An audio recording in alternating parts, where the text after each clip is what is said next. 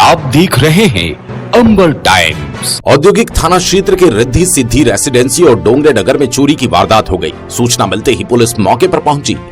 पहली चोरी डोंगरे नगर के D56 के सूने मकान में हुई। इस मकान में अंकित राठौड़ रहते हैं। अंकित परिवार सहित भांजी का जन्मदिन मनाने बड़नगर गए थे। मकान पर ताला लगा देख चोरों ने निशाना बनाया। मेन गेट का ताला तोड़कर अंदर घुसे। चोरों ने घर का सामान बिखेर दिया। अलमारी और तिजोरी का ताला तोड़कर करीब 8 लाख रुपए के आभूषण और 2 लाख रुपए नकदी ले गए। बताया जाता है अंकित के जीजाजी आर्मी में हैं। दीदी जेवर भाई के पास रखकर गई थी, जिन पर चोरों ने हाथ साफ कर दिया।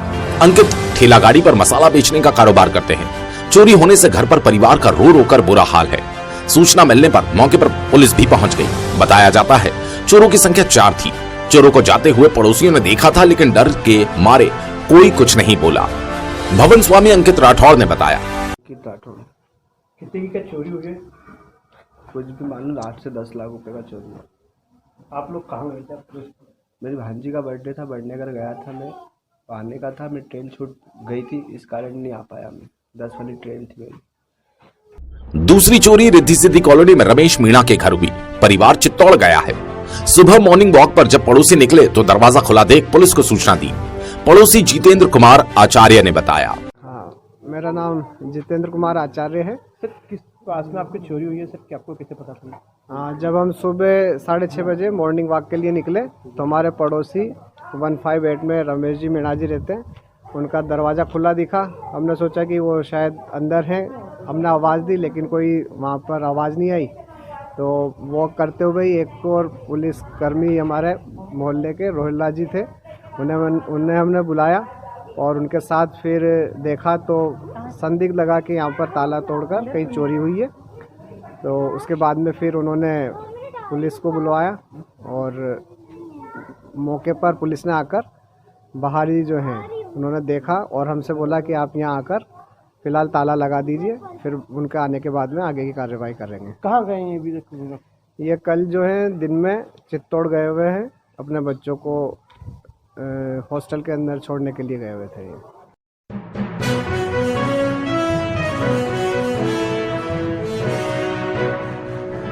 जिला प्रभारी मंत्री OPS भदौरिया रविवार को अल्प प्रवास पर रतलाम पहुंचे।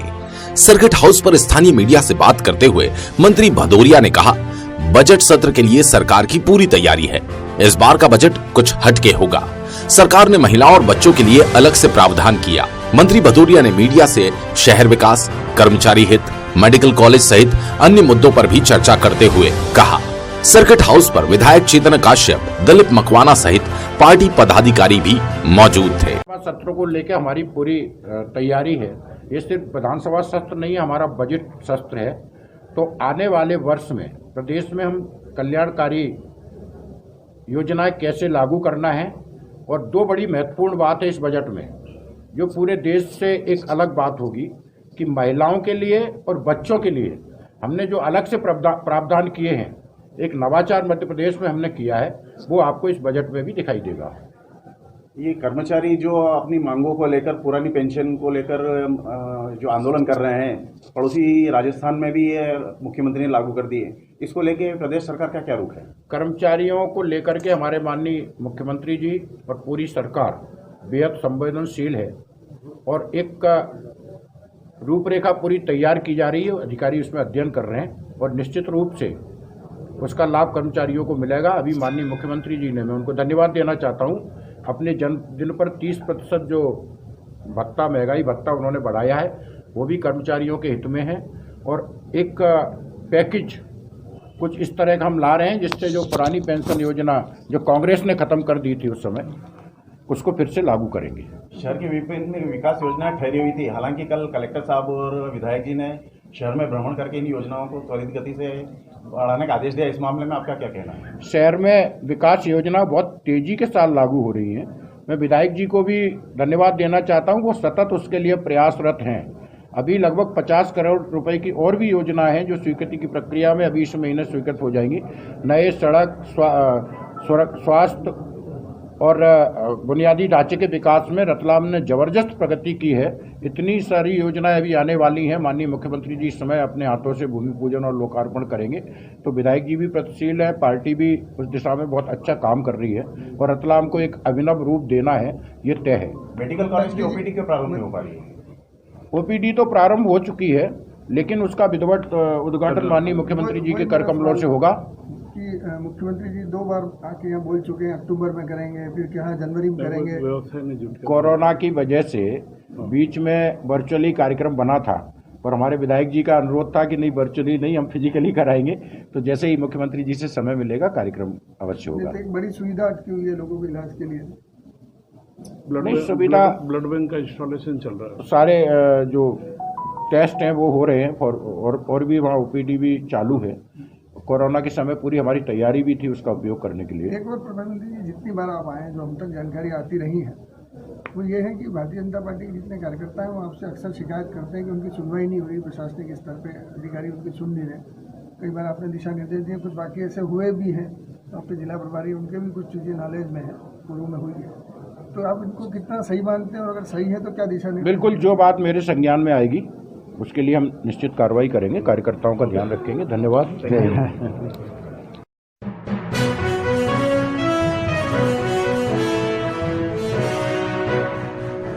सर्किट हाउस पर प्राण वायु अवार्ड सम्मान समारोह का आयोजन किया गया। समारोह में जिला प्रभारी मंत्री ओपीएस भदौरिया ने वृक्षारोपण करने वालों को प्रमाण पत्र देकर सम्मानित किया। समारोह में विधायक चेतन काश्यप, दिलीप मकवाना भी उपस्थित रहे। समारोह को संबोधित करते हुए मंत्री भदौरिया ने कहा, पूरी योजना के अंतर्गत प्रमाण पत्र प्राप्त किए हैं। हमारे मुख्यमंत्री जी आदरणीय शिवराज सिंह जी अभिनव प्रयोग करते भी हैं, नवाचार करते भी हैं और उनको लक्ष्य तक पहुंचाने का काम भी करते हैं। जब कल उनका जन्मदिन था तो उन सब कार्यकर्ताओं से उनका यही आग्रह था, विधायकों से, मंत्रियों से, कि ज़्यादा अगर कुछ नहीं कर सकते तो कम से कम एक वृक्ष आप जरूर मेरे जन्मदिन पर लगाएं, ये मेरा आपसे निवेदन है।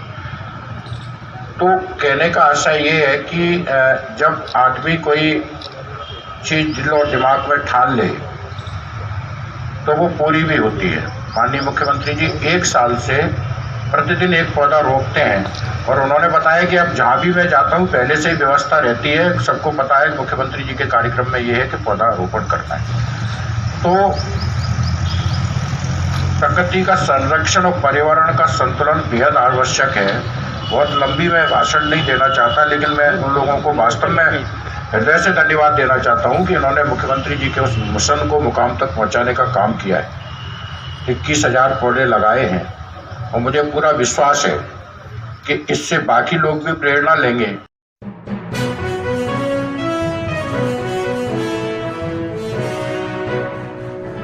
रूस और यूक्रेन के बीच चल रहे युद्ध के कारण यूक्रेन में मेडिकल की पढ़ाई करने वाले भारतीय बच्चे अब मशक्कत के बाद अपने देश सुरक्षित लौटने लगे।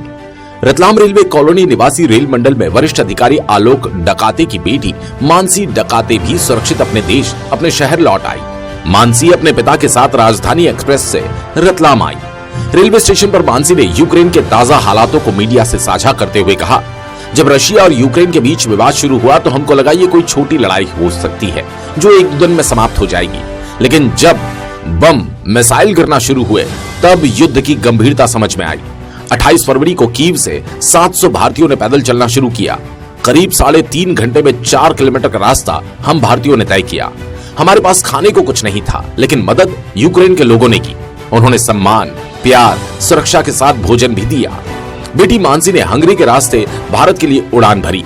तब ही पिता बेटी को सकुशल लेने नई दिल्ली स्थित इंटरनेशनल एयरपोर्ट पर पहुंच गए थे। अभी फिलहाल स्थिति बहुत ज्यादा खराब हो चुकी है और पूरे टाइम बॉम्बिंग हो रही है और अब बच्चे यहाँ बिल्कुल भी सुरक्षित नहीं है।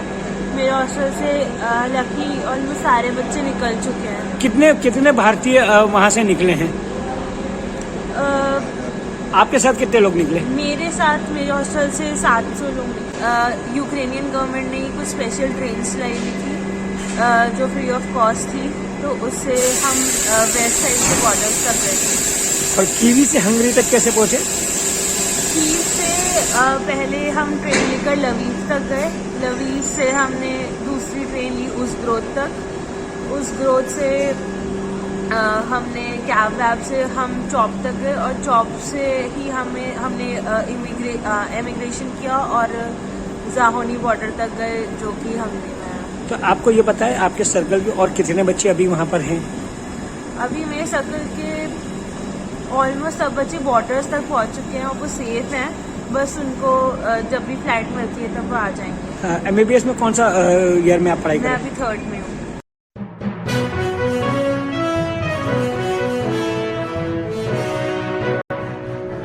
रामनगर से अपने मायके जाने के लिए प्रदीप बस से निकली विवाहिता अब तक नहीं पहुंची। महिला पूजा के साथ 2.5 साल का बेटा दिव्यांश भी है। पूजा का मायका बड़ छापरा है, जो मुंदड़ी उतरती है। मामले की जानकारी देते हुए ससुर गेंदालाल पाटीदार ने बताया, कल आपकी बहू गायब है, क्या कहाँ से गई है? वो रामनगर से बस में बैठ के गई है। मेरी बहन का लड़के का ऑपरेशन हुआ है, मैं 2 दिन मिल के आऊँ फिर घर आ जाऊँगा। यूँ करके बस में बैठ के हमने बस में बिठाई उसको, मेरे लड़के ने बस में बिठाई 11 बजे वाली बस में, प्रदीप बस में। और उसके बाद हमने फिर 1-1:30 बजे फिर बेबू जी को फ़ोन किया, तो इन्होंने बोला कि यहाँ पे तो आई नहीं। उन्होंने बोला था कि मामा सा लेने आएंगे, तो हमने बोला कि मामा सा लेने आएंगे, तो उनको बात हो गई फ़ोन से। मामा सा का फ़ोन लगाया तो वो कि हमको मालूम ही नहीं है। फिर ये लेने इधर आए, रास्ते में तो बस मिली नहीं, बस निकल गई उधर रतलाम तरफ। उनका पैर का? उनका पैर बड़ छापरा है, वो मुंदड़ी उतरती थी, तो मुंदड़ी उतरी नहीं, वो बस रतलाम आ गई। रतलाम में यहाँ पे हमने फिर इनको फकीर चंद जी को फ़ोन किया मैं कहा आप रतलाम प्रदीप बस को संभालो। अब मैं तो दूर हूँ 50-60 किलोमीटर, तो उसके आऊँगा तो अब लेट हो जाऊँगा, लेकिन लेट हो जाऊँगा, इसलिए आप संभालो। तो ये सब दूर गए बस स्टैंड पे, बस संभाली इन्होंने, तो वहाँ बोला कि बस में से उतर गई। फिर पता ही नहीं चला उसका। क्या नाम है? पूजा, और वो लड़का है 2.5 साल का दिव्यांश, तो उन्हीं के साथ है? उनके साथ में ही है। और 2 बैग है, एक बैग हाथ झोला बैग है, एक कपड़े का बैग था उसका। इस मामले में माणक चौक थाना प्रभारी अनुराग यादव ने बताया, महिला गायब हुई है सर, क्या मामला सामने आया? ये कल दोपहर को एक फरियादी आया था हमारे गेंदालाल तथा हेमराज पाटीदार। उन्होंने बताया कि वो बालिका है वो पूजा पाटीदार, ये घर से निकली थी मुंदड़ी जाने के लिए, तो मुंदड़ी ना उतर के ये रतलाम चवाड़ नाके तक आई और वहाँ से बस से उतर गई। गुमशुदगी को कायम की गई है इनकी रिपोर्ट पर से, और उसकी जांच अभी जारी है, तलाश कर रहे हैं इसे। सर कहाँ जा रही थी महिला? ये घर से तो मुंदड़ी जाने का बोल के गई थी।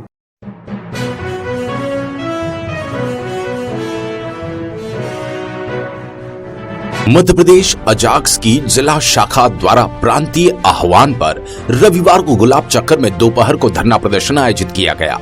ये प्रदर्शन आरक्षित वर्ग के लिए विभिन्न मांगों के लिए था। धरने पर लंबित पड़ी मांगों के समर्थन में नारेबाजी की गई। जिंदाबाद जिंदाबाद, लड़ेंगे जीतेंगे, लड़ेंगे जीतेंगे, लड़ेंगे जीतेंगे। जय भीम, जय भीम, जय भीम, जय भीम, जय भीम, जय भीम। अजाक्स ने पदोन्नति में आरक्षण जारी रखने, सुप्रीम कोर्ट के अधिवक्ता मनोज गोरकेला द्वारा तैयार किया गया ड्राफ्ट 2017 लागू किया जाए, बैकलॉग पदों की भर्ती की जाए, कर्मचारियों की पुरानी पेंशन लागू की जाए, विद्यार्थियों को समय पर निर्धारित छात्रवृत्ति जारी की जाए, सफाई मित्रों को शीघ्र नियमित किया जाए, पुलिस विभाग में पूर्व घोषित साप्ताहिक अवकाश को शुरू किया जाए सहित अन्य मांगे सरकार के सामने रखी। जिला अध्यक्ष चंद्रशेखर लश्करी ने बताया, मध्य प्रदेश अजाक्स के प्रांतीय अध्यक्ष IAS कंसल्टेंट जी के निर्णय अनुसार पूरे प्रदेश में धरना रैली का आयोजन किया जा रहा है। उसी के तहत आज 6 मार्च को तीसरे चरण में रतलाम में भी धरना दिया जा रहा है।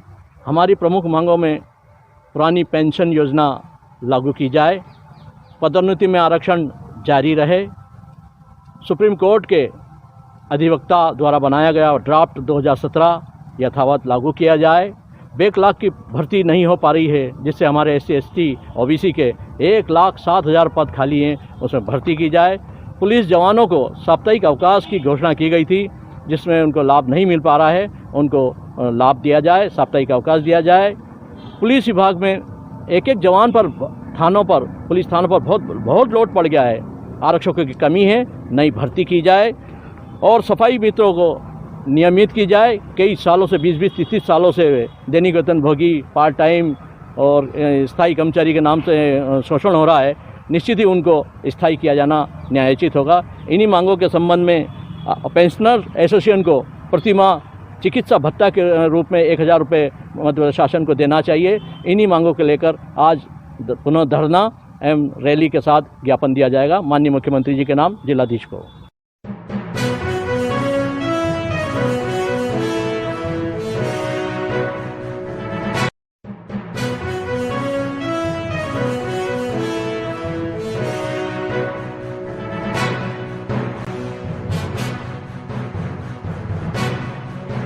आप देख रहे हैं अंबर टाइम्स।